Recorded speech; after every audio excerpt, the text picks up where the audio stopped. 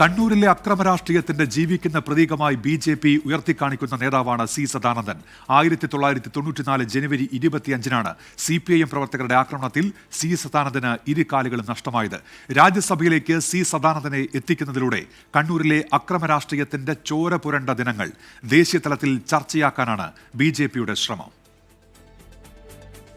കേരളത്തിലെ, പ്രത്യേകിച്ച് കണ്ണൂരിലെ സംഘപരിവാറുകാരുടെ മനസ്സിൽ ജീവിക്കുന്ന രക്തസാക്ഷിയുടെ പരിവേഷമാണ് സി സദാനന്ദനുള്ളത്. കണ്ണൂരിലെ കലുഷിതമായ കാലത്താണ് സദാനന്ദൻ CPIM പ്രവർത്തകരുടെ ആക്രമണത്തിനിരയായത്. ബസ്സിറങ്ങി വീട്ടിലേക്ക് നടക്കുന്നതിനിടെയായിരുന്നു ആക്രമണം. 2 കാലുകളും വെട്ടിമാറ്റിയെങ്കിലും ഇച്ഛാശക്തി കൊണ്ട് ആ കാലത്തെ സദാനന്ദൻ തോൽപ്പിച്ചു. സദാനന്ദന് വെട്ടേറ്റതിന്റെ പിറ്റേ ദിവസം SFI നേതാവ് KV സുധീഷിനെ RSS പ്രവർത്തകർ വീട്ടിൽ കയറി വെട്ടിക്കൊലപ്പെടുത്തി. അധ്യാപക ജീവിതത്തിനൊപ്പം RSSന്റെ ബൗദ്ധിക രാഷ്ട്രീയത്തിലും സജീവമായി നിന്ന സദാനന്ദൻ 2016-ലാണ് ആദ്യമായി പാർലമെന്ററി രംഗത്തേക്ക് മത്സരിക്കുന്നത്. കൂത്തുപറമ്പിൽ നിന്ന് നിയമസഭയിലേക്ക് മത്സരിച്ച് തോറ്റു. 2021-ലും നിയമസഭയിലേക്ക് മത്സരിച്ചു.